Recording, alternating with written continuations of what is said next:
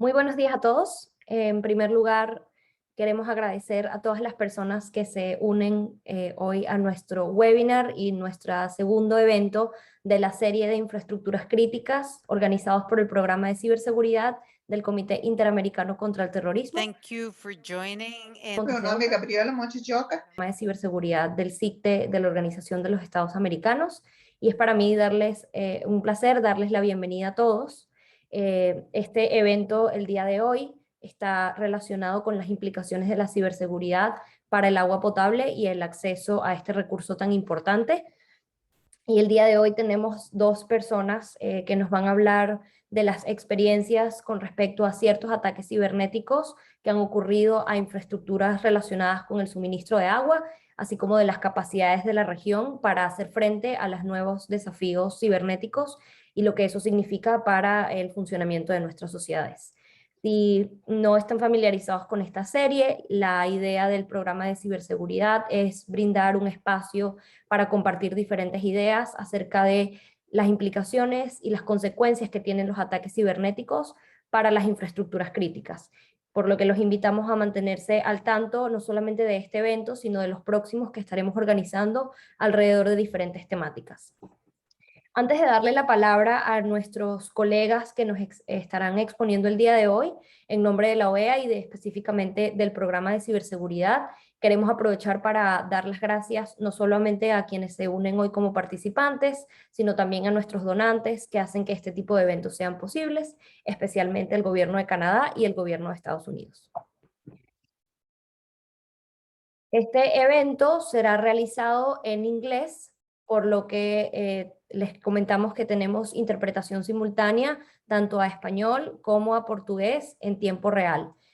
Pueden acceder a la interpretación haciendo clic en el botón que se muestra en esta pantalla. Y como siempre, queremos hacer el disclaimer de que las opiniones expresadas durante este webinar no necesariamente reflejan las visiones de la Secretaría General de la Organización de los Estados Americanos ni de sus Estados miembros. Como siempre, los invitamos a seguirnos en nuestras redes sociales, específicamente en Twitter, @oea_cyber, en donde estamos compartiendo no solamente la grabación y los aprendizajes de este evento, sino también las próximas sesiones que tendremos alrededor de este tema y otros. En esta oportunidad me gustaría darle la bienvenida a David Travers, quien es el director de la División de Seguridad Hídrica de la Agencia de Protección del Ambiente del Gobierno de Estados Unidos. David, you have the floor.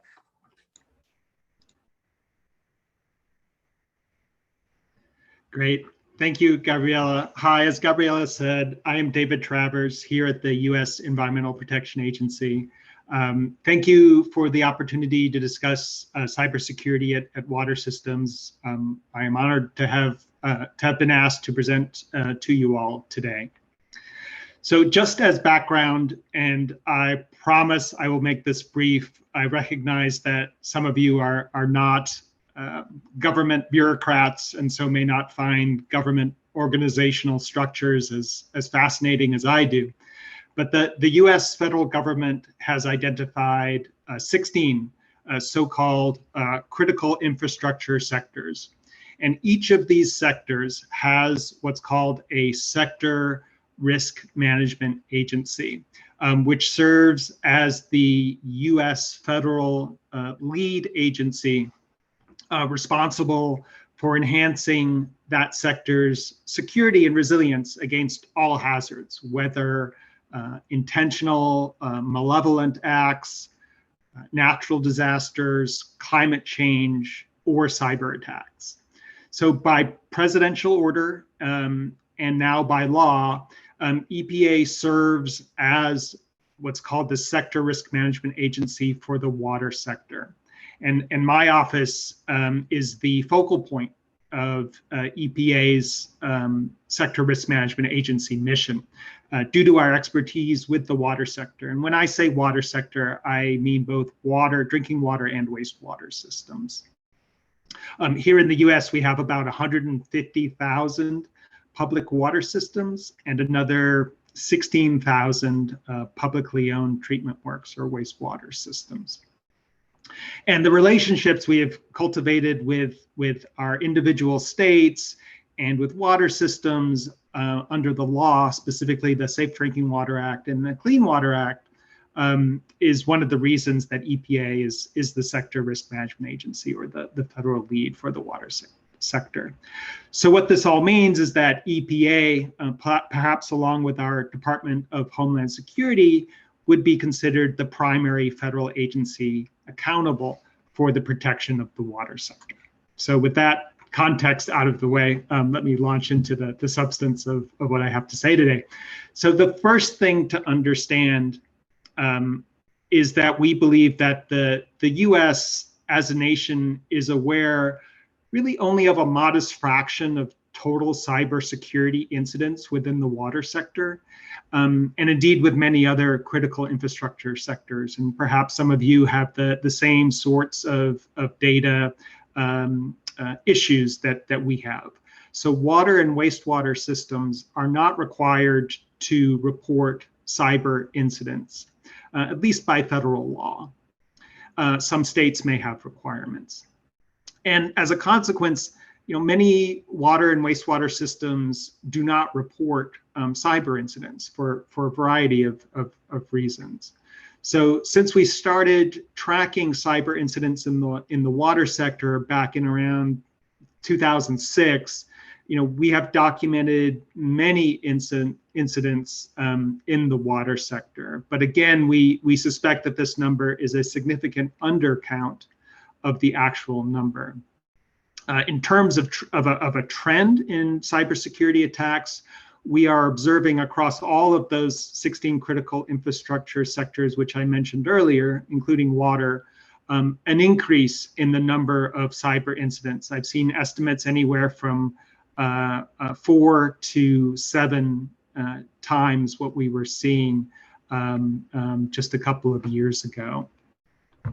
So, what cybersecurity, let me describe the challenge of cybersecurity for our sector. It does represent a substantial threat, a substantial risk for the water sector. Given the relative ease of access to critical water treatment systems from the internet and other open sources. So water and wastewater facilities, I'm sure as with elsewhere in the world, use automated process controls and electronic networks to monitor and operate virtually all aspects of their operating systems, including surface water intakes, groundwater wells, sewage collection, treatment, and distribution, and effluent discharge.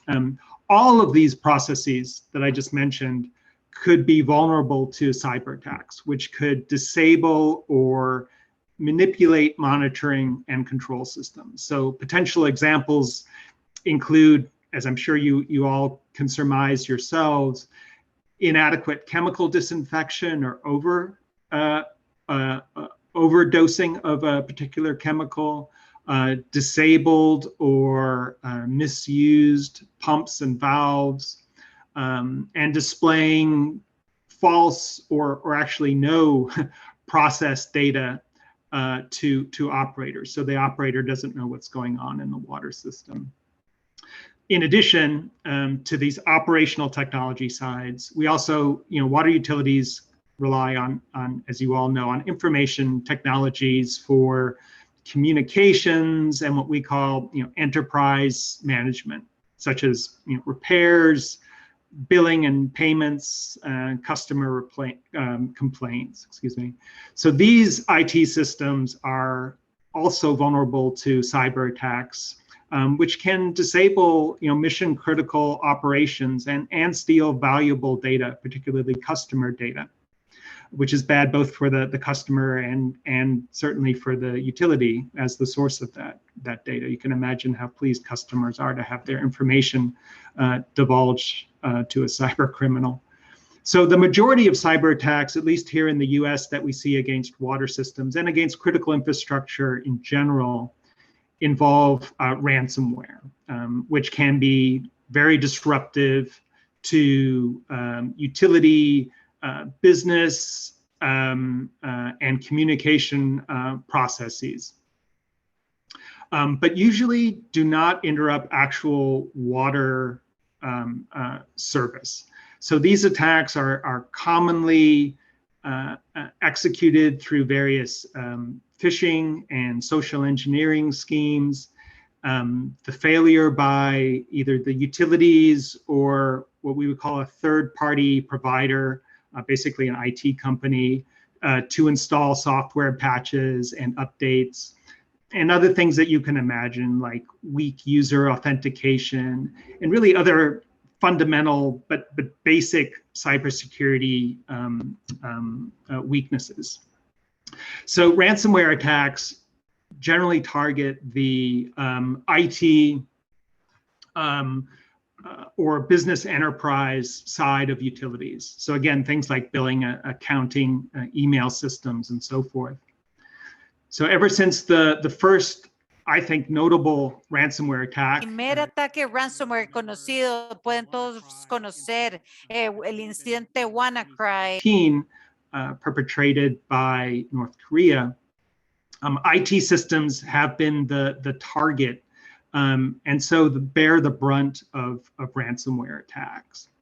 But, and this is an important point, at least in my line of work, recent incidents at water systems here in the United States and high-profile attacks, which you may be aware of, against the Colonial gas pipeline and a meat processing plant called JBS, illustrate how an attack on the IT side can affect the operational technology or the OT side. So for the water sector, as I mentioned just a few minutes ago, the OT side would mean the ability of utilities to deliver and treat safe drinking water, or to collect and treat wastewater. So even if cyber attacks target IT systems, as they generally do for ransomware attacks, which again is the most common attack, they can adversely affect OT systems, which is not a good development. So we also know, at least here in the United States, that Russia, China, and other state actors have targeted US critical infrastructure, including the water sectors. And such actors, they clearly have the technical capability to disrupt the operations of critical infrastructure sectors, including water and wastewater systems. And it's our job at the EPA and across the federal government to prevent those attacks from being successful. But broadly speaking, we understand that hackers can be individuals, including insider threats, such as unhappy ex-employees, to sophisticated criminal groups with multiple affiliates worldwide, such as the Russia-based REvil, who seem mostly to want to make money. Again, to these highly capable state entities who may want to position themselves on our critical infrastructure as a potential weapon.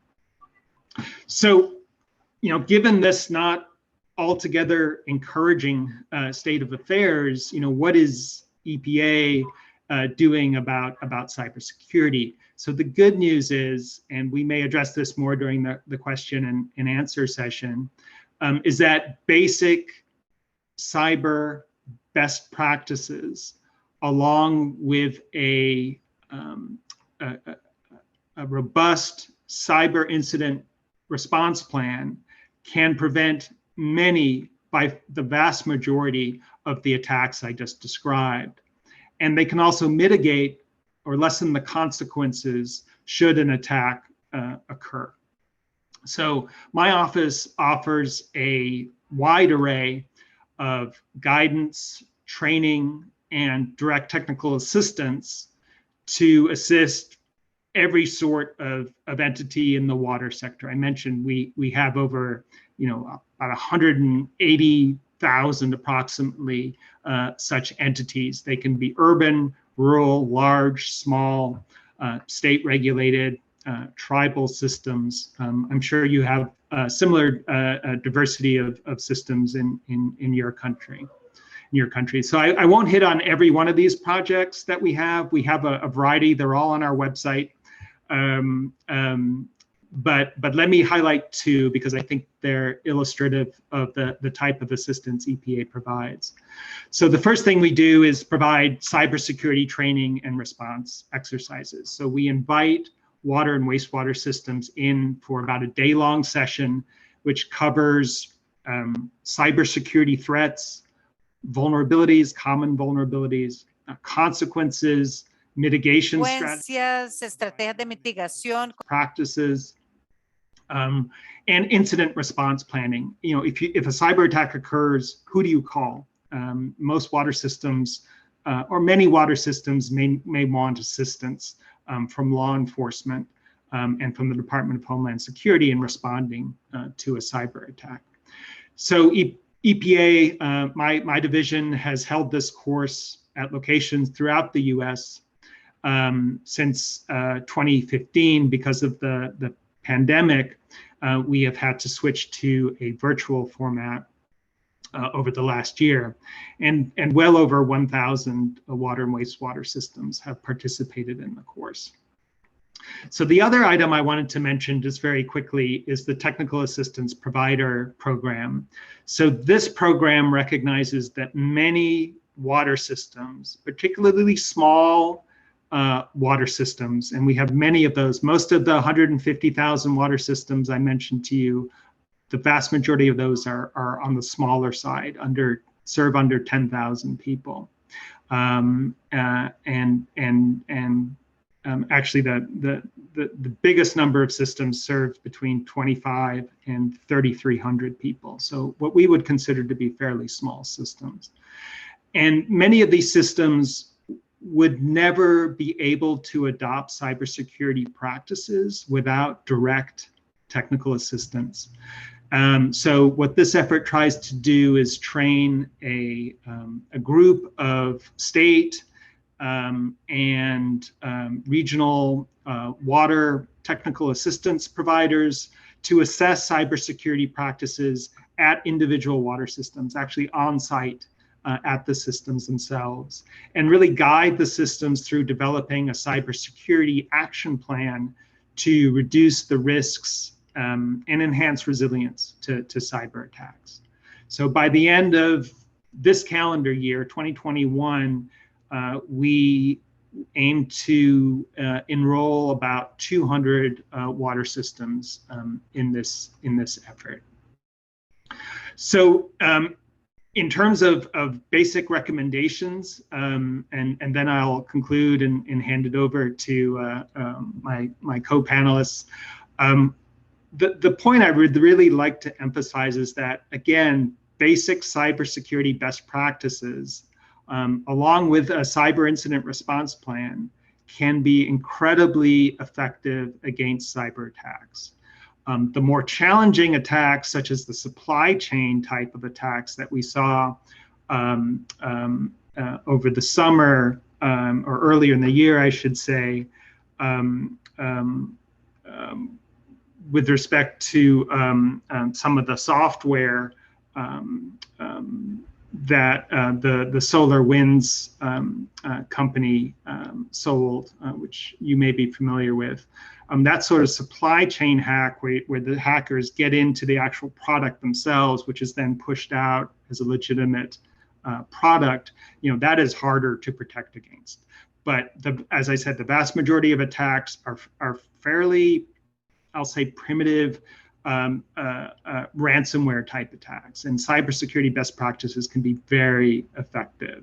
And so EPA has a list of best practices, along with many of the water associations that represent the water and wastewater systems across the United States.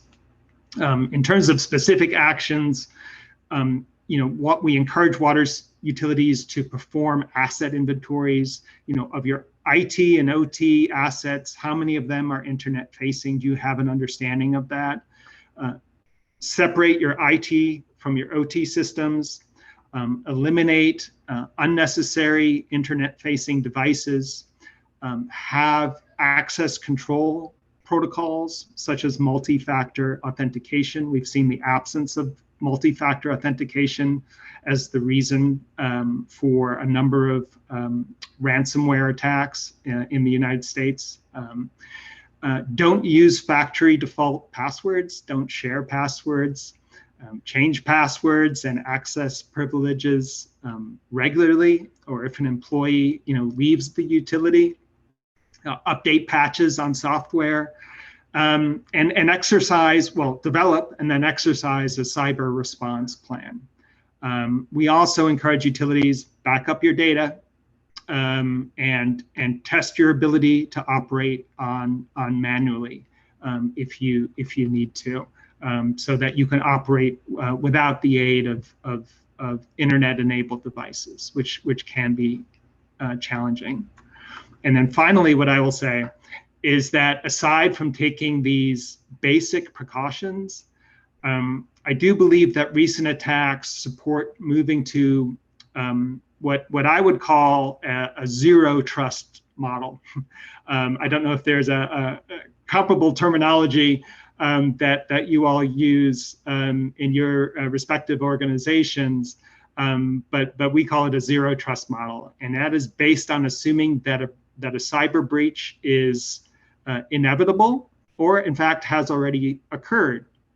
So this approach means designing systems that physically prevent dangerous conditions from occurring, even if a control system is compromised. So the benefit of these types of controls in the water sector is that for systems that don't have much cybersecurity capability, and we can talk about that later if it's of interest, the operators can still assess their system from the standpoint of, okay, what's the worst damage that somebody could do if they took over our control systems?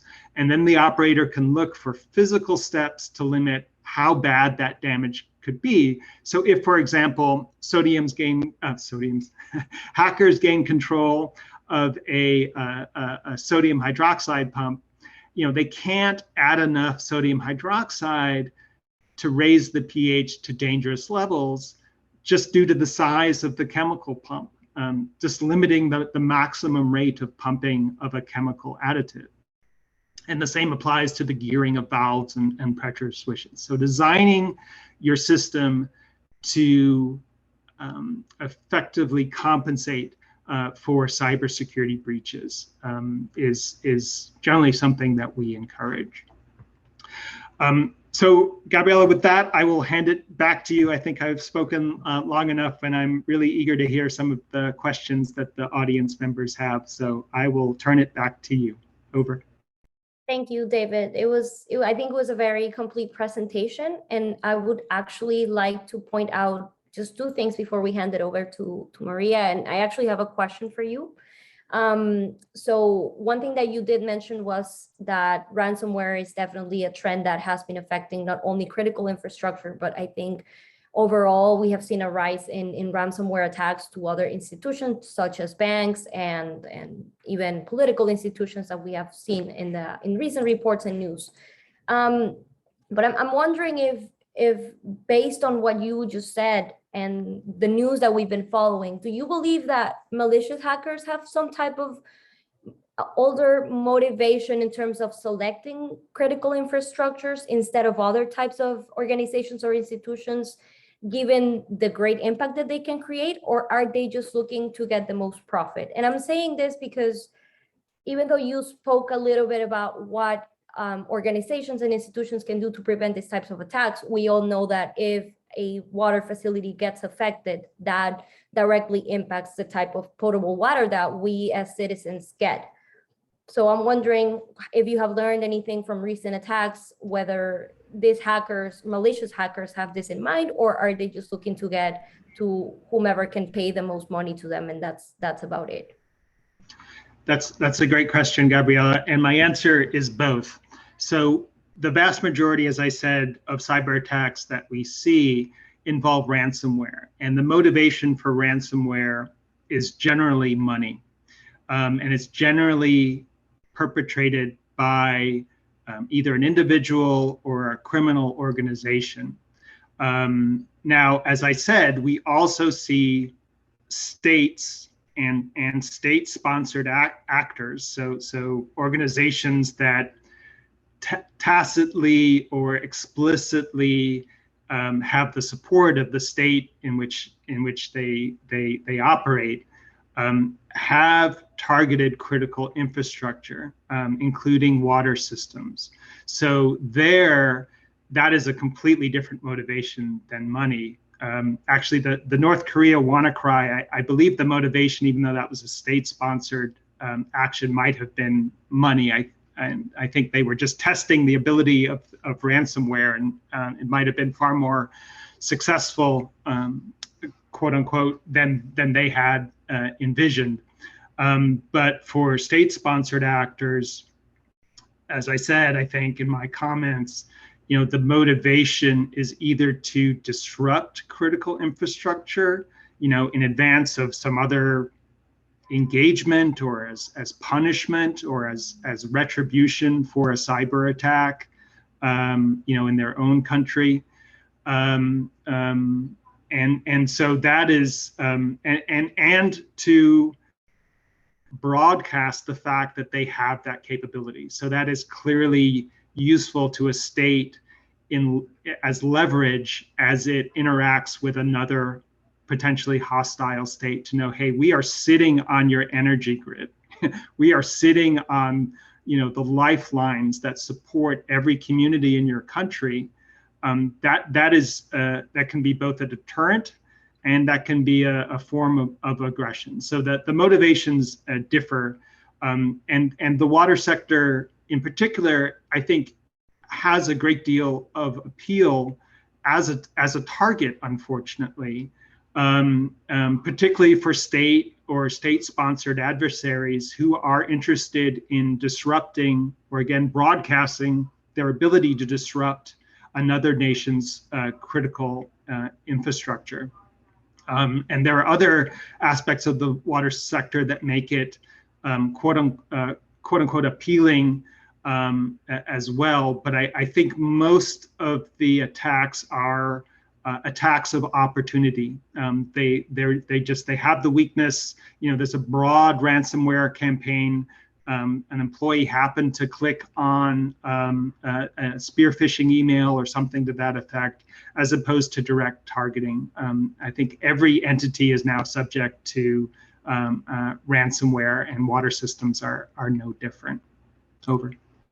Thank you. Thank you. We have a few questions, but we'll get to those once we finish. For now, I would like to give the floor to Maria Donoso, who is a UNESCO Emeritus Professor in Sustainable Water Security, and who will be talking a little bit more about what are some of the experiences of the Latin American Caribbean region in terms of water security and cybersecurity as well.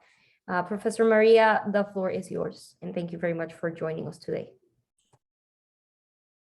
Well, thank you, first of all, to OES for inviting me to this very interesting event in order to share with you some concepts related to water security, cybersecurity, and also to the relation between water cybersecurity and water security.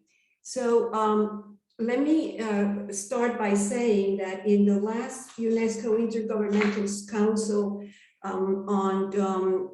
that took place in Paris about 2 months ago, water was reiterated that water was a vital resource, and therefore they concluded that water security is one of the important challenges of the 21st century. But what is water security? So water security is, according also to UNESCO, deals with the quantity of water needed to for not just human, but also the ecosystems to survive. This quantity of water has to be of a particular quality based on the function that it assumes, whether in nature or in society. And at the same time, one has to think about the sustainability of the resource, but also of the sustainability of the sector itself. So for water security, both quantity and quality of water are important, but the security per se of the resource and the sector as importance in terms of safeguarding the resource and attaining the sustainability of the sector. So it is not, therefore, a surprise to see in many documents of intergovernmental organization to identify water security as an integral part of national security in general. And in that context, then, it is also important to indicate that in order to be able to attain the Sustainable Development Goals in 2030, in particular of the goal number 6, which relates to guaranteeing water availability and sustainable management for all of this precious resource, it is fundamental thus to attain water security. And in attaining water security, as I indicated, we cannot forget the concepts of cybersecurity.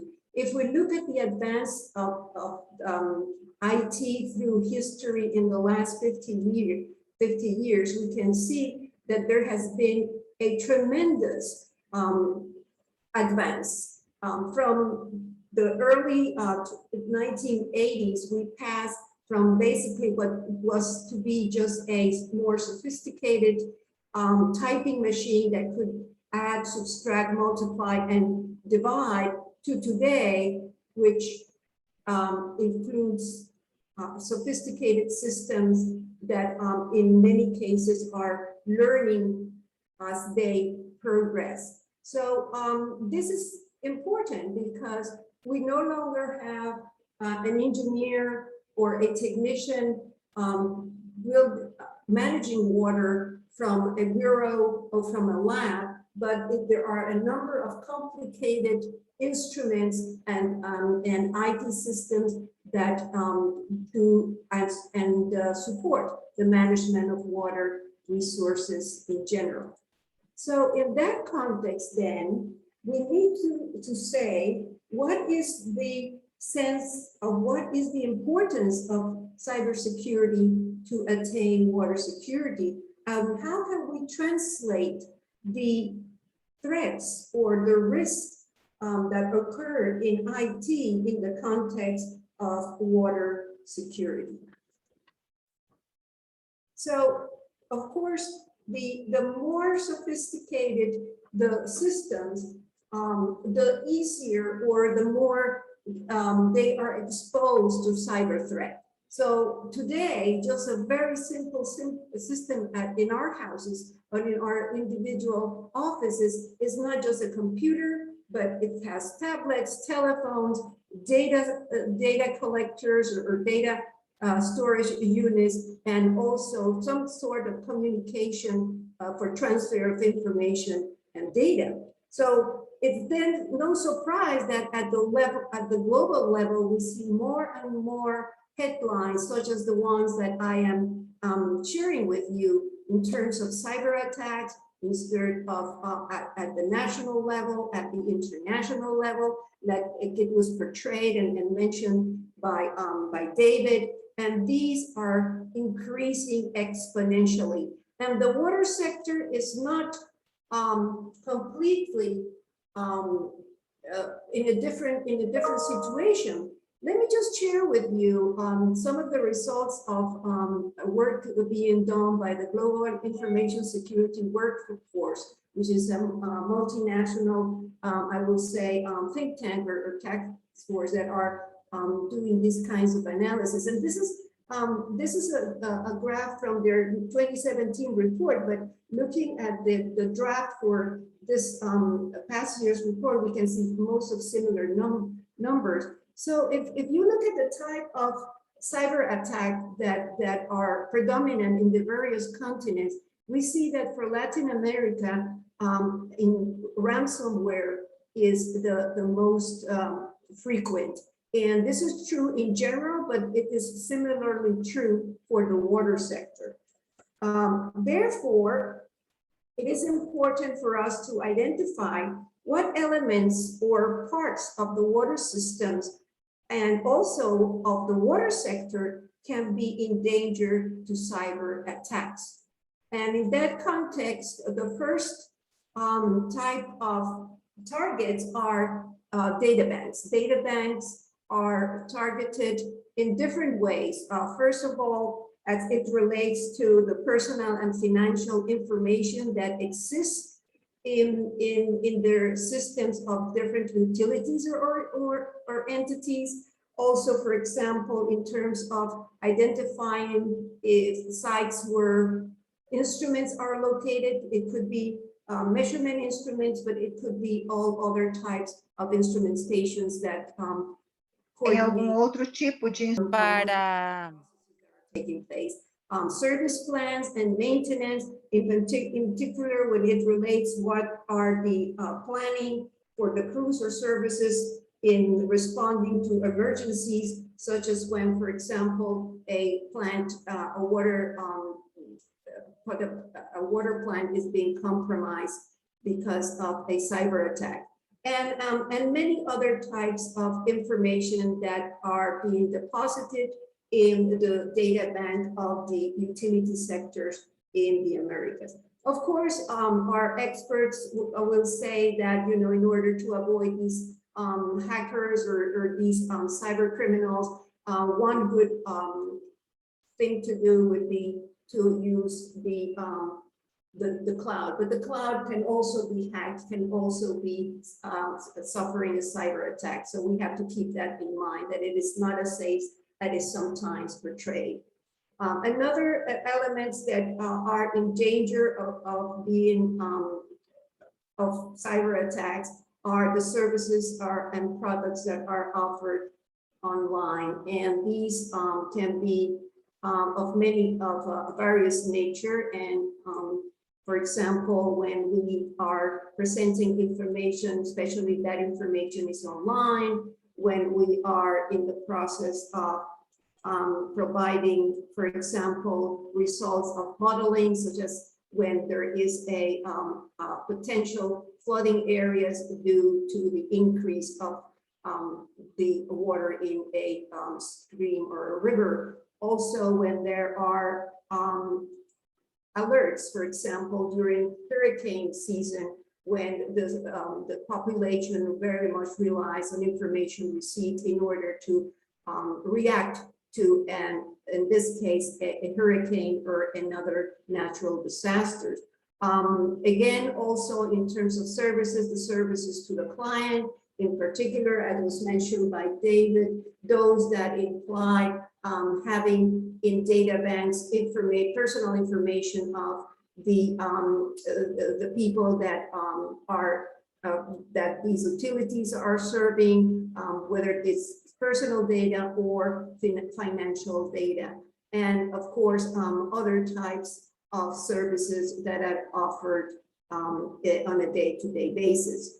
In addition to this, one has to remember that cyber attacks can also occur in the processes that are related to the operation of the various utilities or entities in the water sectors. And in that regard, when it refers to water purification, for example, and the example that was mentioned by David in also here in Florida early in the year is something of that nature. But there has been also cases in Latin America, such as in the 2017, there was a case like that in Venezuela, which caused that the water distribution had to be stopped for several days, not in one city, but in a number of areas around that particular city.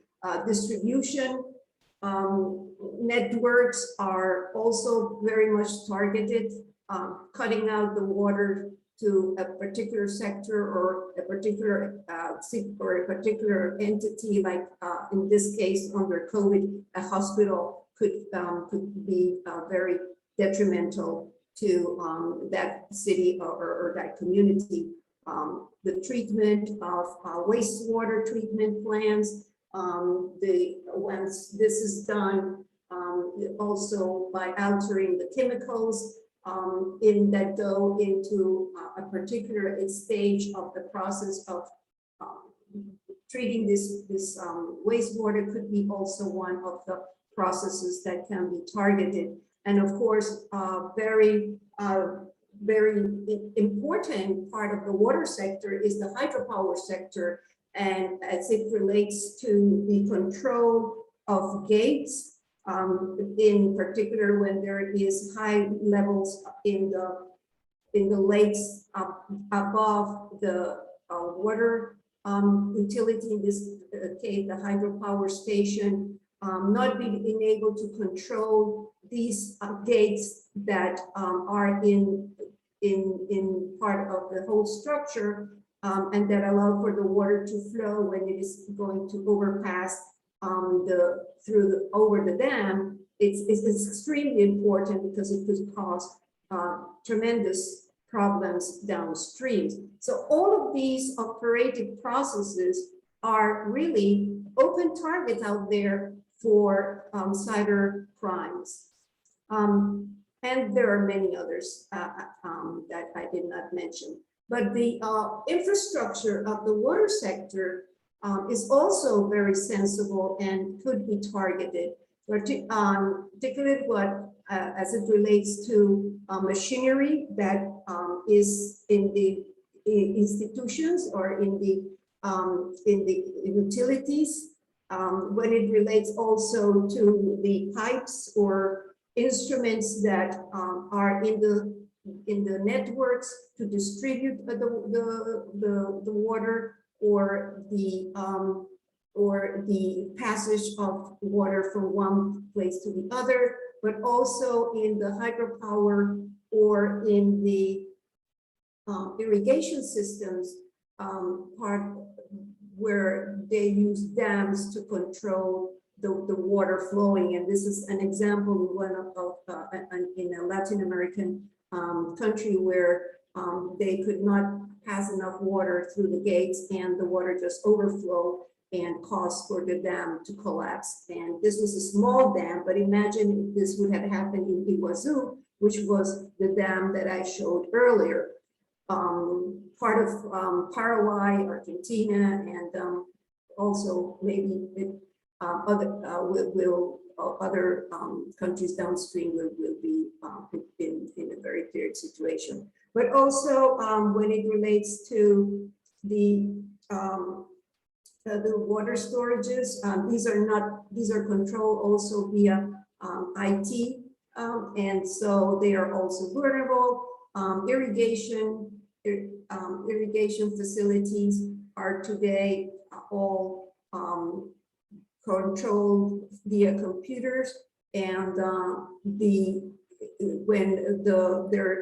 these are in control of people that are not who they're supposed to be, then with very big land extensions of land cultivated can go to waste if the water is not given in the amount that is needed, or if it overflows more than it's needed, it could completely destroy the crops. And just a later example still is the one related to the navigation facilities. And this is just to bring you an example of the Panama Canal, my home country, where this is the whole passage of the boats and the control of the waters in the canal system are all being done through IT processes, automatic processes and IT systems. So in this case, the implication of something going wrong because of a cyber attack will not just be for Panama as a country, but for the worldwide communication and transportation by water. So with this in mind, then let me just provide some examples of things that needs to be done based on the experience in Latin America and worldwide that could help overcome the situation that exists today, the vulnerability that Latin American countries, and in particular in the water sector that we are discussing today, are facing with regard to their cybersecurity possibilities. So one of the things is to really enhance the efforts to alert the water sector on the threats of cybersecurity attacks. There is still a very ample amount of work to be done. The water sector does not truly understand the extent of cybersecurity. Most of the directors or CEOs of utilities that I have talked since we started working on this at the watershed for the last 3-4 years are talking that they have excellent cybersecurity systems put in place, but they're referring only to the personal data and financial data of their customers, not to the targets that could be reached in terms of the operations that they do in their facilities. So a lot of efforts needs to still be done to alert the sector on this big threat. In addition to that, it is important to take into account to continue innovating in the context of software and hardware, but also trying to utilize all of the new elements that are out there, or the new concepts such as the Internet of Things, artificial intelligence, etc., and use all of those tools as part of creating a cybersecurity strategy in the water sector of the countries of the Americas.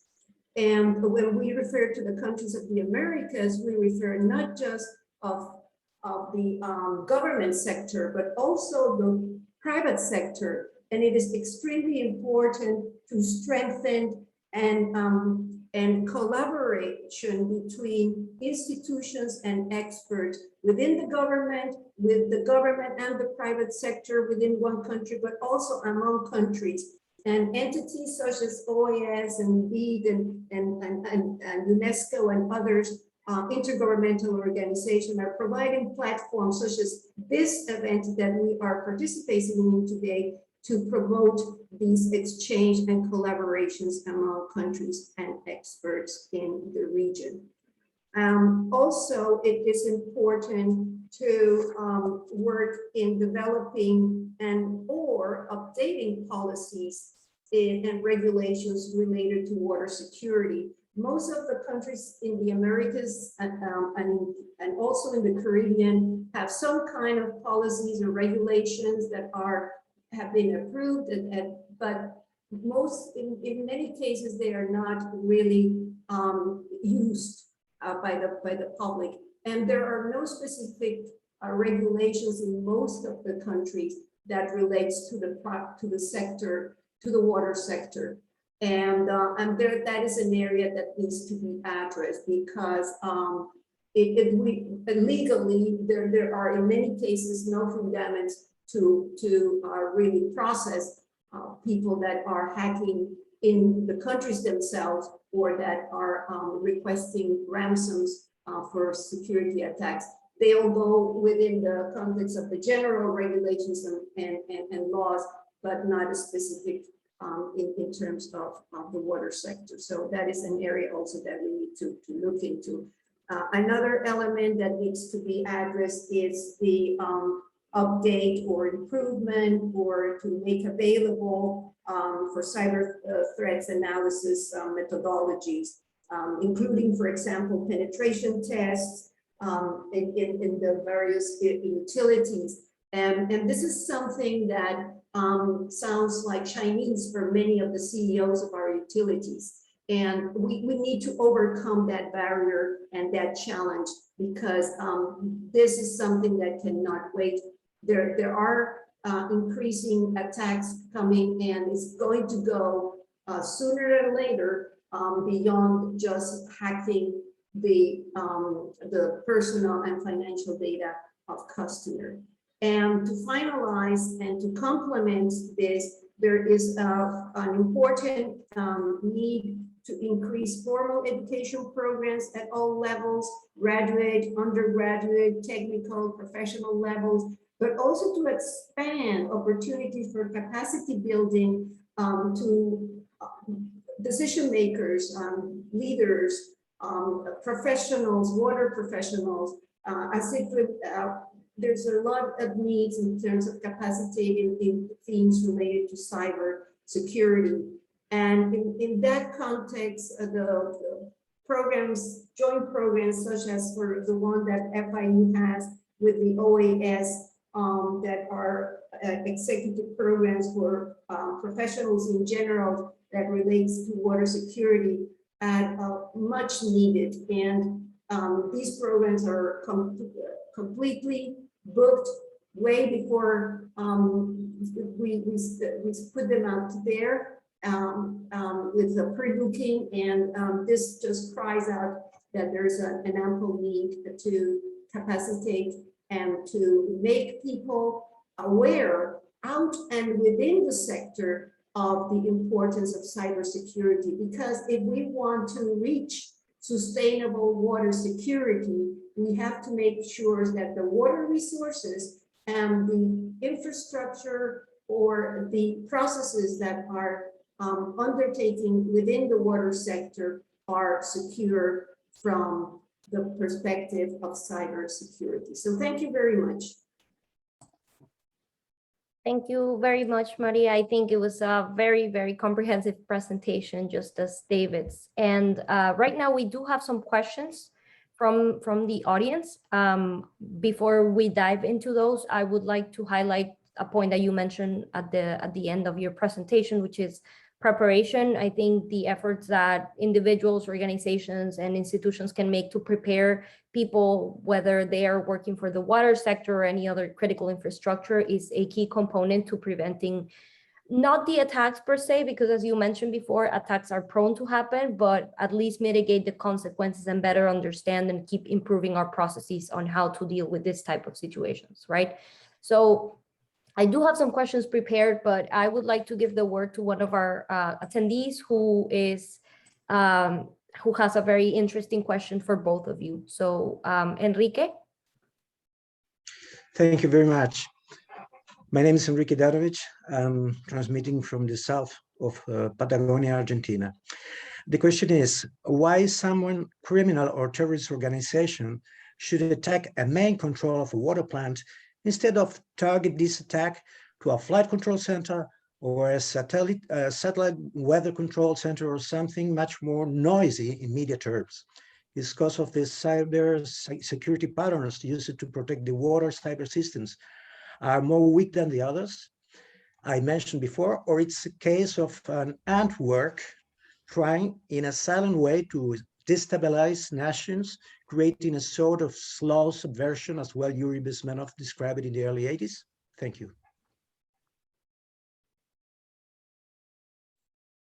Sure, Gabriela, I can take an initial response to that, and then I'm happy to pass it over to Maria. So one of the things I mentioned is the opportunistic nature of cyber attacks. So we have seen for water systems a highly variable capacity to deal with cybersecurity. In fact, we formed a group consisting of water systems and their associations here in the US. And we came up with 3 categories: high existing capacity, that name is exactly what it implies, which is that these systems are well equipped to implement cybersecurity framework and implement cybersecurity practices. In other words, we don't really have to worry about them. But then we have the bulk of our water systems. They have very limited capacity, and they are in the very early stages of adopting, if at all, cybersecurity measures. And they typically lack the resources needed to implement cybersecurity.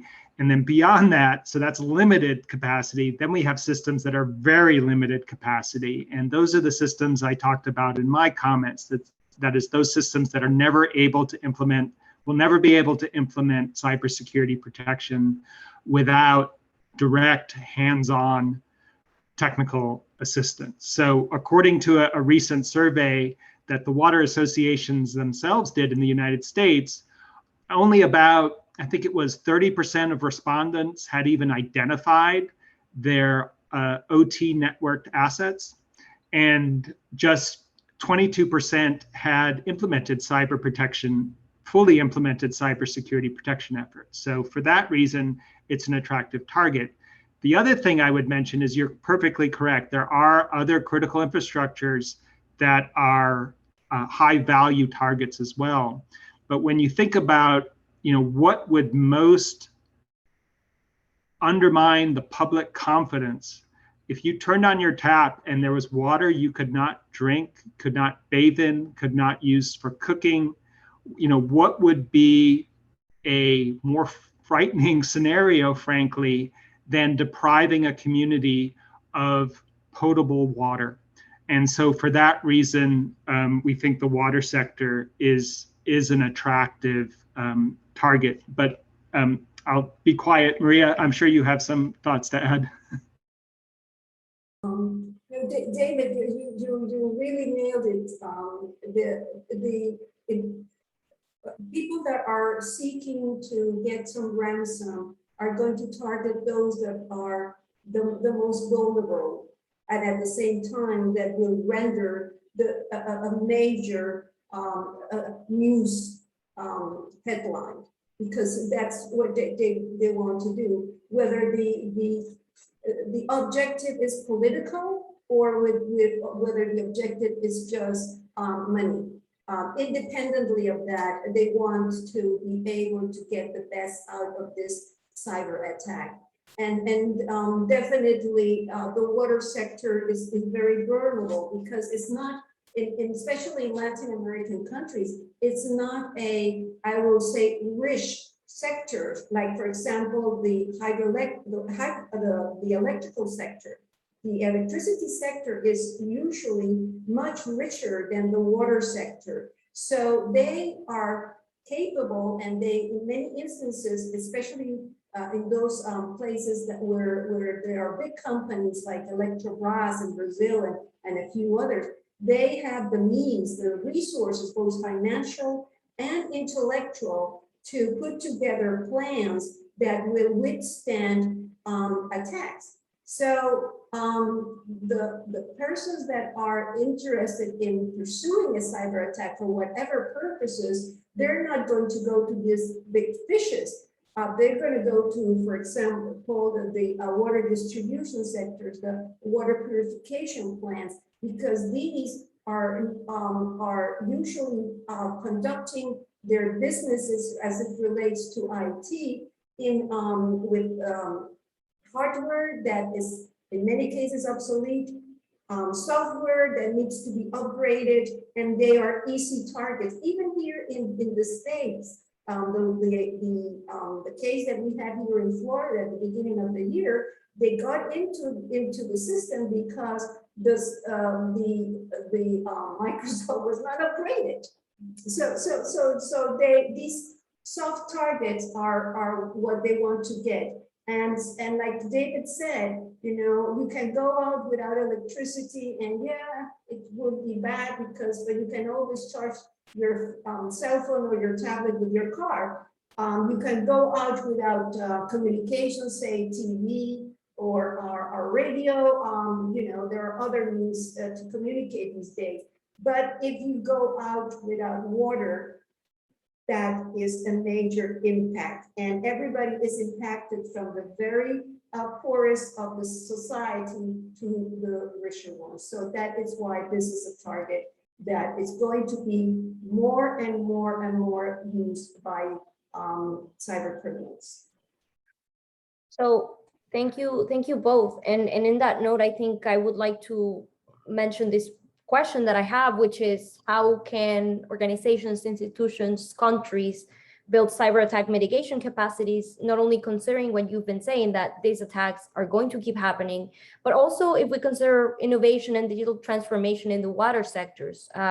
We have seen, especially since the beginning of the pandemic and for a few years now, that we are more reliant on technology, and that is not only the case for general public, but also institutions. So what are the best advice that you can give to people as we prepare as citizens in case that these attacks keep happening, but also to institutions and organizations? Maria, I don't know if you want to start, and then I'll pass it on to David. Sure. I think that there are some of us that we have I would say, a responsibility. Organizations as OAS, for example, the research academic sectors such as us at Florida International University, and then agencies, government agencies such as EPA. We have a mandate, maybe not completely expressed, but we do have a moral and a social responsibility to help in the countries of the Emeritus to build up their cyber attack mitigation capacities. I think that I mentioned a few of those mechanisms in my presentation, but I'll underscore some of them. And one of the issues that we can do right now is explain the problem. Like I indicated, there are a lot of decision makers and professionals in our sector that do not really understand the extent of cybersecurity and how it could target their individual utilities or their individual portion of the sector. Also identify what are the sources, what are the potential sources to obtain guidance. Number of CEOs that I talked to from utilities plants asking, Maria, but where can I go to get some help? Where can I get help from the technical perspective and the overall planning perspective? So providing guidance in that regard and support is important. Another aspect is that could be done immediately. In some cases, is just upgrade or change both software and hardware materials, and but also target the instruments and the system processes that occur in the particular utility. The capacitation of personnel that are already in working within the sector, but also to, where needed, bring in a new personnel and contract, if necessary, also the services of companies or service providers that exist within the country or out of the country. And I think that intergovernmental organizations that have the majority, or in many or most cases also most of the countries are members, can provide guidance, can be also providing support in identifying service providers that are serious and that will help individual institutions or the countries in general to more and more take into consideration these aspects of cybersecurity. Great, that's a very comprehensive response. I'd only add, as a government employee myself, I think speaking to maybe some of my counterparts out there, you have to decide, are you going to approach cybersecurity in a exclusively voluntary perspective or from a regulatory perspective? Like here in the United States, we have based it more or less exclusively on a voluntary approach. And I read to everybody a couple of statistics from a recent survey indicating that 22% of water systems had respondents had fully implemented cybersecurity. So you have to decide are you going to undertake a voluntary approach or a regulatory approach? And of course, those are two very different approaches with two different support activities that you'd need to do.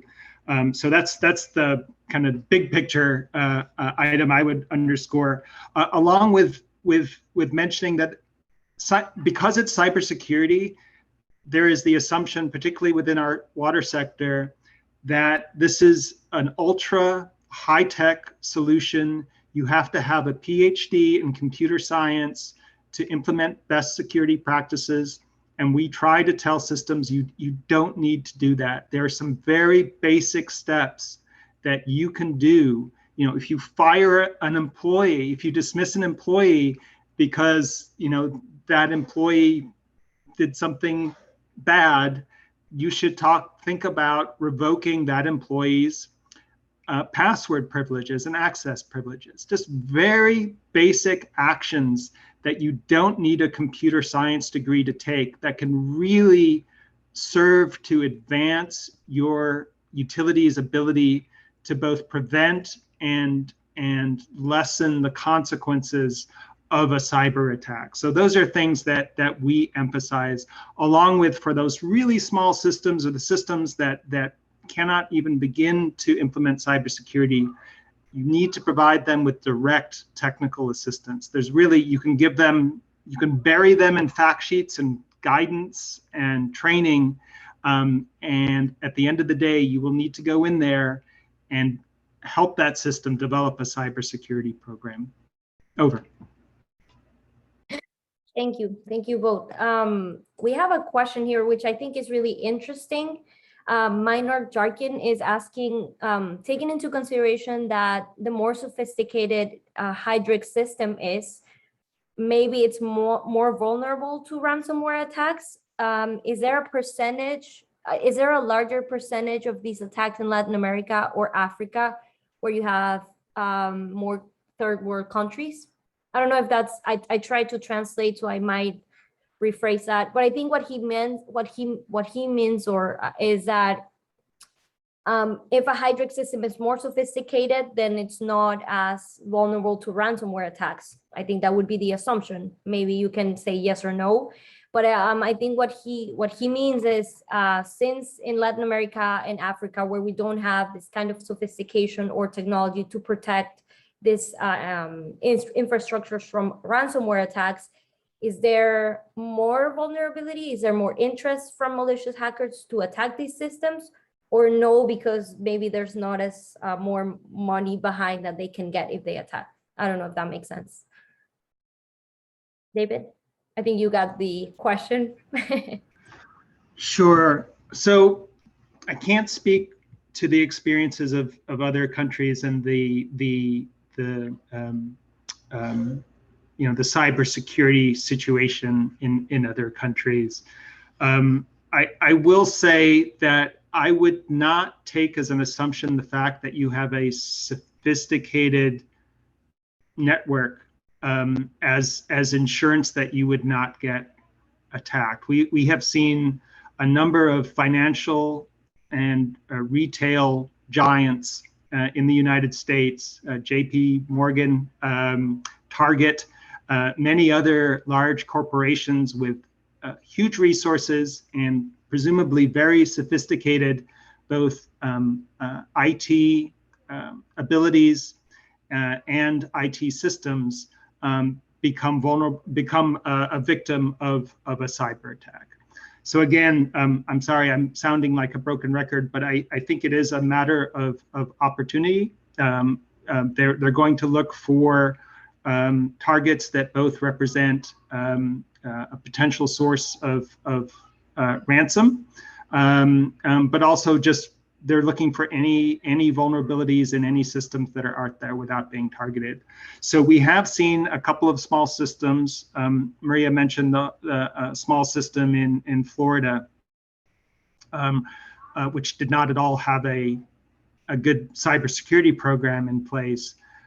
So if that's the case, yes, you can certainly have a small system that is a victim because cybersecurity just isn't part of the culture. but I would not say that they're at a greater risk because their IT systems or OT systems are not sophisticated. Again, I think they're at greater risk if an employee doesn't know that they should not click on a link, it sent in an email from an unknown source, that sort of thing. I think the same basic cybersecurity practices apply for a less sophisticated system as to the most sophisticated system. And we've seen large systems in the United States be victims to ransomware, just as we have small systems. Again, just clicking on that email, that's easily done at a small system as a large system, or a rich system and a poor system. So I'd be hesitant to make that as a really significant distinction. The lack of basic cybersecurity practices can happen in any type of system. Over. Marie, I don't know if you want to chime in. Yeah. Yeah, I totally agree with you, David, that the basics, the very, very basics that we can teach our kids in elementary school and even the kindergarten, most of them today have some of them, their little tablets there, is the basics, and that would take care of a high percentage of cyber attacks. But when we're talking about countries like in Africa, we work a lot in Africa for many years, and we will see the installation of sophisticated systems that are vulnerable, totally vulnerable to cyber attack, because there is not a culture in that regard. And countries are investing, for example, in hydropower, and the packages are financing, the banks are financing packages of big investments that are in many cases very sophisticated, but the talk and in the design of the project does not address, or very slightly just passing by, refers to cybersecurity. So that's an issue. So it's not related, like David said, to how complicated or simple is the system. It has to deal with what the cyber criminal wants to do and attain. And if he has in focus on that particular objective, it would try to go through it. Or the other part, the other aspect that could happen is where there is an easy opportunity, but we cannot make it a rule that if we have a good sophisticated system, there should be in place good cybersecurity procedures and protocols, and vice versa. There could be a system in place which is not that sophisticated, is simple, but the people are conscientious about being cybersecurity savvy, and that is the first line of protection, and it could be very effective. Yeah, and Gabriela, I just wanted to amend my response to just a couple items to recognize maybe the unique circumstances of other countries' utilities, which is, if a utility is using old software, in the United States, we have some of the smaller utilities are using Windows 7, which is no longer supported by Microsoft. And so the security patches are no longer updated. And so I'm guessing maybe in some other nations, there might be a greater likelihood of using such outdated and unsupported software. So that could be more vulnerable, just as we've seen in the United States. It would be more vulnerable in other nations as well. And the second thing, of course, is the support infrastructure. Here in the United States, you can contact the Department of Homeland Security, and they'll launch like a mock spear phishing campaign against your utility, and they'll see how many of your employees actually click on the emails. Again, I'm guessing, but I assume in some countries they might not have the resources, to support critical infrastructure in that way. So I'm saying, oh, it's just a matter of basic security practices, but of course there's a whole other support layer in terms of resources that likely render protecting water systems so much more challenging in countries that just don't have the resources to support them. Over. Thank you. I know that this debate could go on and on. I feel like not only the questions that our audience is making, but also the remarks that you're saying are very interesting, and they definitely delve into so many other topics that we could talk about today. But I know that since we have a busy schedule, all of us, I would like to just give you my top 3 things that I personally would take away from this webinar, and then give you 1 or 2 minutes for you to give the audience some key points that you believe are important before they leave today.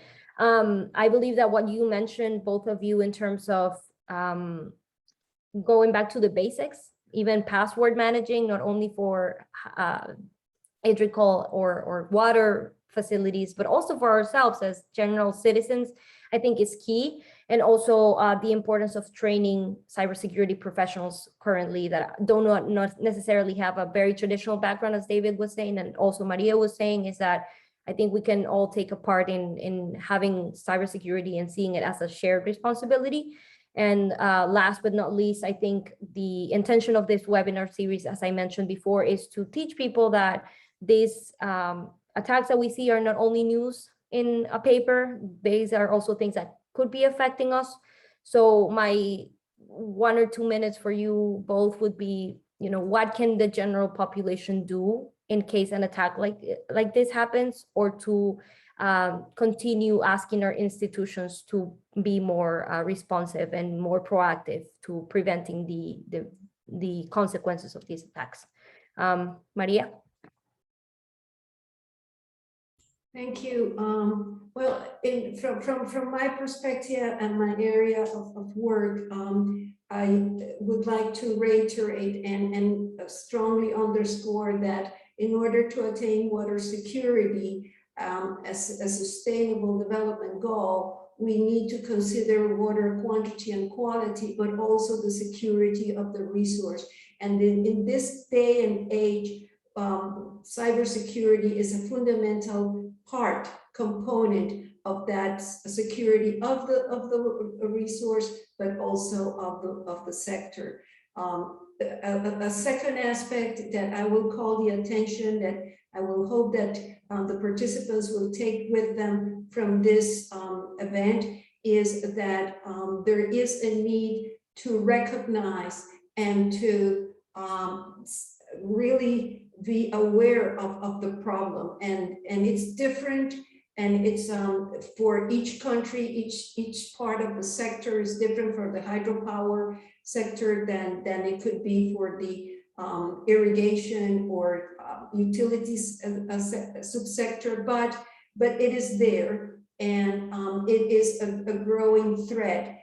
So as we prepare our security plans in the water sector, you should not just consider floods and droughts or extreme events or climate change or social political aspects, but also the aspects of the security of the processes, the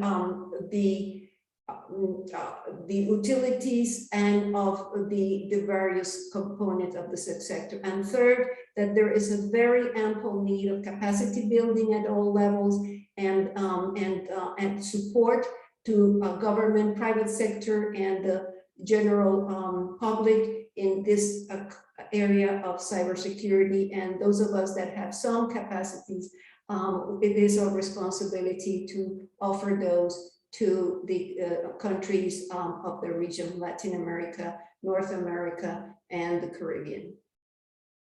Thank you.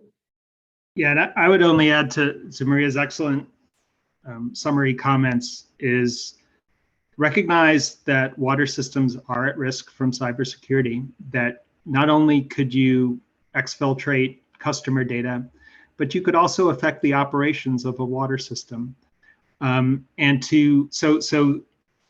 the importance of protecting what we in the United States call your critical lifelines needs to be a national security and a public health imperative, I think, for every country. And so what do you do with that, though? Well, I think you have to understand, as Maria was suggesting or stating is what is the capacity of your water systems to actually implement cybersecurity? And based on that, what do you need to do? If your systems are highly capable and understand cybersecurity, it's very different than if your systems have no idea what cybersecurity is. And you need to tailor your programs depending on what your capacity of your systems is. And just finding out what the capacity of your systems are they capable of implementing cybersecurity? That's a really hard task. We don't have a sense of that. I gave you the general categories we use in the United States, but I can't tell you the exact proportion of utilities belonging to each category. And yet it's important to know that to really tailor your message, tailor your cybersecurity program to help water systems. But beyond that, I said, as I said earlier, assume a zero trust approach that you've already been breached, you could be breached, what would happen, back up your data, patch your systems, test your incident response plan, and who do you call if you're hacked? Those are the key actions I would leave the folks with. Over. Thank you. Thank you so much. I think this was a very interesting session, and we look forward to having you back again at some point at one of our other events. And for those of you who are following us, we invite you to follow us on Twitter at OEA_cyber,